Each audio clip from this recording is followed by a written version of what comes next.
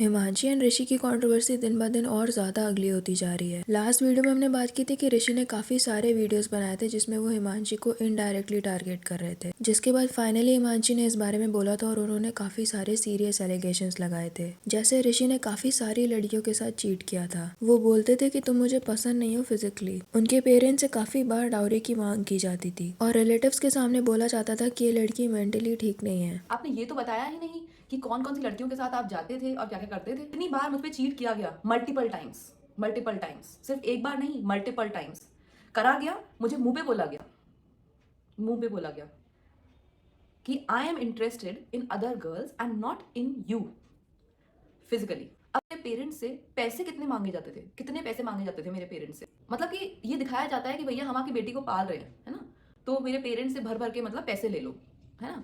मेरे पेरेंट्स को जो है परेशान कर दो बिल्कुल एकदम, मतलब उनको इतना परेशान कर दो कि मतलब वो रात को सो ना पाए। मेरे बारे में क्या क्या बोला जाता था कि ये लड़की तो मेंटली डिस्टर्ब्ड है, ये तो पागल है।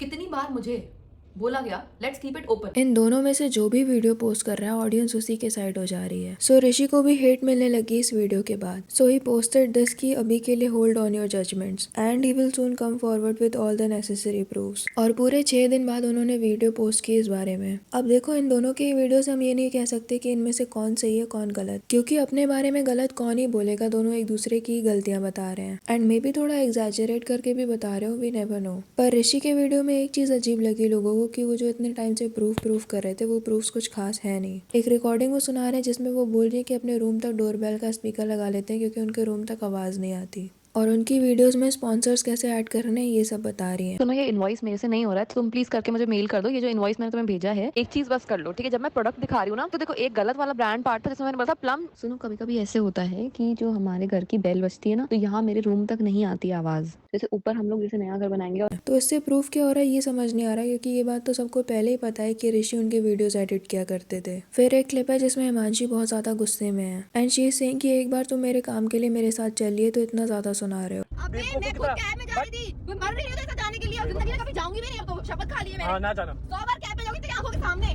देखते हो तू क्या करता है, देखते हो अपने। एक दिन से मेरे साथ काम करने चला गया तो इसमें कितना सुना रहा है मुझे। एक ही दिन तो काम कराता हूँ मैं तुम्हारे, बाकी दिन तो भी कराता हूँ। सुना के ना, मैं बोल रहा हूँ सर मत खाओ मेरा। सर कब खाया मैंने तुम्हारा? अब खा रही हूँ सर। मैंने कोई थोड़ी भीख मांगी थी कि मेरे साथ चलो, जिंदगी में किसी का एहसान ना लूं मैं।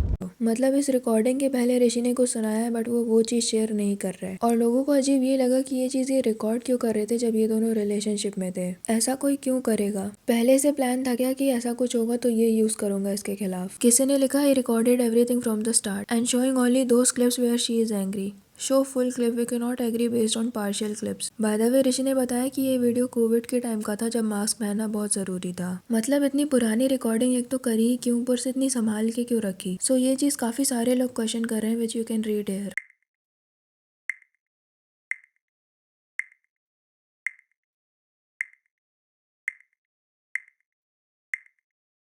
जिसके बाद उन्होंने इस चीज का जवाब दिया कि उन लोगों का कैमरा हमेशा ऑन रहता था क्योंकि ये लोग ब्लॉगिंग किया करते थे, तो ये किसी और इंटेंशन से रिकॉर्ड नहीं किया गया, ये लोग हमेशा ऐसे ही रिकॉर्ड करते रहते थे। अब ये बात भी थोड़ी सी अजीब है कि हर वक्त कैमरा ऑन क्यों रखेगा कोई, स्पेशली जब लड़ाई हो रही हो, और अगर ऑन भी है तो उससे पहले की बात क्यों नहीं दिखाई कि तुमने ऐसा क्या बोल दिया, और इतनी पुरानी रिकॉर्डिंग इतनी संभाल के क्यों रखी थी। ऋषि ने बताया कि व्लॉग्स बनाने का आइडिया शुरू से हिमांशी का ही था। उससे पहले वो स्टोर संभाला करते थे क्योंकि उनके फैमिली के काफी सारे कपड़ों के शोरूम्स हैं, तो हिमांशी ने बोला कि आप ये करो मेरे साथ तो आपको ज्यादा ग्रोथ मिलेगी फाइनेंशियली। तो इनका ही प्लान था ये कि आप मेरे साथ व्लॉग्स बनाएं। उस टाइम पे बहुत सारे क्रिएटर आ चुके थे और ब्यूटी ऑलरेडी बहुत ज़्यादा लोग बना रहे थे, तो वो एक सैचुरेशन पॉइंट आता है ना हर चीज़ का। कितना इंसान अपना स्किन केयर दिखा लेगा, कितना मेकअप दिखा लेगा। ये शादी से हमारी पहली बात हुई थी कि हम व्लॉगिंग के लिए ट्राई करेंगे, मे बी हम दोनों के लिए बहुत अच्छा हो। And he asked his parents, और उन्होंने कहा कि हाँ तुम्हें जो करना है करो, हम बिजनेस संभाल लेंगे। उन्होंने वीडियो पे दिखाई कि कैसे एक टाइम के बाद हिमांशी ने उन्हें शॉप पर जाने बिल्कुल मना ही कर दिया था। सो गाइज मैं क्लियर कर दे रहा हूँ कि कुर्सी रोड क्या है। कुर्सी रोड एक स्टोर है जहाँ पर मैं पहले बैठा करता था, प्रगति पे खड़ा भी होता था, वहाँ पे पूरा मैनेज करता था। सो क्यूटो इज लाइक कि नहीं आपको मेरे साथ ही रहना है, आप वापस स्टोर में नहीं जाएंगे। तुम बोल रही ना मामा चाहते हैं कि मैं स्टोर वापस आऊँ। नहीं तो स्टोर नहीं आ सकते ना वापस, हमारे यूट्यूब का क्या होगा। वो पूरे वीडियो में ये प्रूफ करने की कोशिश कर रहे थे कि कैसे हिमांशी की जो असली सक्सेस हुई है वो उनकी और उनके फैमिली की वजह से हुई है। और ये जो पैसा आया है ना, ये पैसा YouTube और प्लस ब्रांड से आया है। अगर मैं व्लॉग नहीं बनाता या ये व्लॉग नहीं बनते तो बीच में ब्रांड भी नहीं जाते, तो ये पैसा कहां से आता? और मान लो भैया आपने मेरे को YouTube में इंट्रोड्यूस कर दिया और लोगों ने अप्रिशिएट करा, तो भैया आपका भी तो इतना फायदा हुआ है। कितने पैसे हैं आपके अकाउंट में आज की डेट, सॉरी कितने करोड़ हैं आपके अकाउंट में आज की डेट में? क्योंकि एक टाइम के बाद ब्यूटी कैटेगरी में काफी सारे क्रिएटर्स आ गए थे और अब कितने ही हैक्स बता लोगे, इसीलिए वो व्लॉग्स बनाने लग गई। और उनकी ग्रोथ कितनी बड़ी ये दिखाने के लिए उन्होंने हिमांशी की इनकम ही दिखा दी, which is very wrong. Court में जाके दिखाओ ये सब, बट पब्लिकली ये सब दिखाना इज वेरी शेमफुल। उन्होंने ये भी कहा कि इतने पैसे कमा रही है फिर भी 1 करोड़ एलमनी मांग रही है। शर्म कर लो कुछ, इतने करोड़ रुपए अकाउंट में लेकर बैठी हो, फिर भी तुम बोल रही 1 करोड़ हम तुम्हें दें। अब यही प्रॉब्लम है कि ये दोनों जो एक दूसरे पर एलिगेशंस लगाते हैं उस पर ज्यादा बात ही नहीं करते हैं। जैसे ऋषि ने चीटिंग के टॉपिक पर ज्यादा नहीं बोला और हिमांशी ने एलमनी के। एक और अजीब चीज थी कि इन दोनों के बीच शुरू से डिसाइड हुआ था कि जो भी इनकम होगी ये दोनों हाफ ऑफ करेंगे। और एक रिकॉर्डिंग में वो बोल रही है कि उन्होंने अपने पैसों की FD करा ली है, बाकी पैसे जो है वो दोनों के और वो उनके अकाउंट में रहेंगे एंड ऑल। और अब मैं आपको पैसे की बात बताता हूं। पहले से हमारा डिसाइडेड था कि जितना पैसा आएगा YouTube से वो 50% आपको होगा, 50% मेरा होगा। मैं ये कह रही थी, मैंने कैलकुलेशन करी है, तो मैं ये कह रही थी कि मैंने जो है अपनी जो मेरी इनकम थी उसकी तो मैंने FD करा दी थी, ठीक है। अब जो भी मेरी इनकम आ रही है, जो भी मेरे ब्रांड्स, जो मेरे पहले ब्रांड्स करे हुए थे वो पे कर रहे हैं, या फिर तुम्हारे साथ जो ब्रांड्स किए हैं उनकी इनकम आएंगी, तो वो तो एक ही हुई। बिकॉज मैंने ये चेक किया कि जैसे हम लोग एक्सपेंस भी कर रहे हैं ना कंटिन्यू, जैसे मतलब कोई भी आ रहा है ब्रांड का तो उसका एक्सपेंस भी कर रहे हैं, तो उसका अब मेरा और तुम्हारा सेपरेट रखने की कोई नीड नहीं। बट द पॉइंट इज कि अगर आपने इनके व्लॉग्स देखे होंगे तो ये चीज़ आप सोच भी नहीं सकते कि ऐसी होती होंगी। एक स्ट्रैटेजी बनाकर शादी करना और इस तरह से पैसे वगैरह डिवाइड करना देखा जाए तो गलत तो नहीं है, पर इनको देखकर लगता था कि ये काफी लविंग कपल है, लविंग फैमिली है और बस ऐसे ही अपनी लाइफ शेयर कर रहे हैं। पर पीछे इतना बड़ा बिजनेस माइंडसेट था ये नहीं पता था। ऑल्सो इस सेट की शादी के पहले जब ये लोग मिले थे तब ये सब डिसाइड हो चुका था। But if I am not wrong तो ये लोग पहले के वीडियोस में बोलते थे कि इनकी अरेंज मैरिज हुई है। ऑल्सो ऋषि ने कहा कि अगर इतनी सारी प्रॉब्लम्स आ रही थी तो ये 4 साल तक रुकी क्यों थी, क्यों झेल रही थी ये सब। तो देखो इनकी सारी कंट्रोवर्सी शुरू हुए अभी 1 साल से ज्यादा हो रहा है। उसके पहले भी ऑफ कैमरा कुछ कुछ होता होगा जिसके बारे में हमें कोई आइडिया नहीं है। तो हो सकता है उसने पहले कई बार ट्राई किया हो एडजस्ट करने का, बट कुछ ठीक नहीं हुआ तो अब उसने सोचा हो कि नहीं रह सकते यहाँ पर। क्योंकि ये कोई टीवी सीरियल थोड़ी चल रहा है कि हर टाइम विलेन बैठकर चाले चल रहा हो। रियल लाइफ में कभी कोई चीज हो जाती है जिससे आप सोचने बैठ जाओ कि ये इंसान मेरे साथ ऐसा कैसे कर सकता है, फिर सब नॉर्मल हो जाता है जैसे कभी कुछ हुआ ही नहीं था। शायद वही इंसान आपके लिए कुछ अच्छा भी कर देता है, फिर आपको लगता है कि चलो ठीक है ये रिश्ता निभाया जा सकता है, और फिर अचानक से कुछ ऐसा डिसअपॉइंटिंग हो जाता है। तो ऐसा पैटर्न चलता रहता है और टॉक्सिक रिलेशनशिप में लोग बंधे रह जाते हैं कि शायद ये इंसान एक दिन सुधर जाए। तो ये तो फिर भी शादी थी जिसे तोड़ना इतना आसान नहीं होता, खासकर हमारी सोसाइटी में। सिर्फ तुम नहीं तुम्हारे पूरे खानदान का जीना हराम कर दिया जाएगा सवाल पूछ पूछ के। और ऋषि का ये भी कहना है कि ये सबसे उसे ही सबसे ज्यादा फायदा हुआ है, मुझे क्या मिला इतनी मेहनत करने का, एडिटिंग वगैरह करने का। तो देखो हिमांशी जिससे भी शादी करती वो उसके साथ भी व्लॉग्स बना सकती थी और वो वीडियोस भी वायरल होती क्योंकि फेस वैल्यू उसकी है। लोग हिमांशी के हस्बैंड और इन लॉज को देखना चाहते थे, आपको नहीं। और इससे फायदा तो आपको और निशी को भी हुआ है जो इतने सारे सब्स और ब्रांड्स आ रहे हैं, वरना खुद के दम पे तो ऐसे व्लॉगिंग करके कुछ भी नहीं हो पाता। सौरभ जोशी का भी व्लॉग चैनल इसलिए चल पाया क्योंकि उनकी इनिशियल ऑडियंस उनके आर्ट चैनल से आई थी।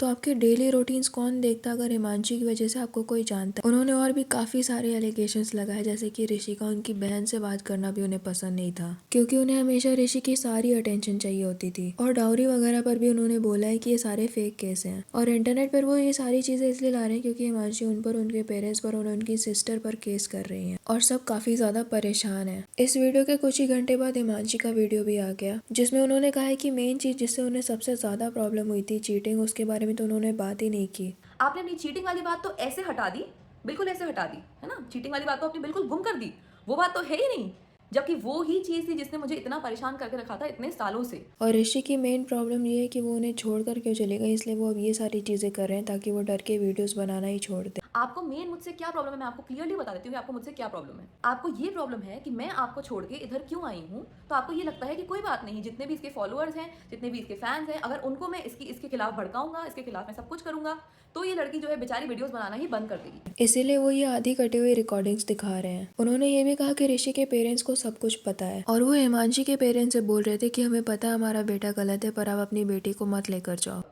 हजारों बार आपके पेरेंट्स की मेरे पेरेंट्स से बात हुई है, आपके पेरेंट्स ने ये चीज कही है कि हाँ वी एक्सेप्ट कि हमारा बेटा गलत है, आप अपनी बेटी को मत लेके जाओ इस तरीके से। और उन्होंने एक बड़ी शॉकिंग चीज़ बोली कि फर्स्ट टाइम इनके सेपरेट होने का रीज़न ये था कि ऋषि को कोई और लड़की मिल गई थी and he wanted to marry her. और ये बात उन्होंने हिमांशी से साफ साफ बोली भी थी। आप मुझसे पूछ रहे थे ना कि फर्स्ट टाइम जब आपने बहुत सारे क्वेश्चन पूछे थे कि आप अलग क्यों हुए हो, अलग क्यों हुए हो, मैं आपको क्लियरली बता देती हूँ कि हम लोग अलग क्यों हुए थे, क्योंकि इन सर ने एक लड़की ढूंढ ली थी जिसके साथ इनको मैरिज करनी थी, उसके साथ इन्हें पूरा मैरिज का प्लान बना लिया।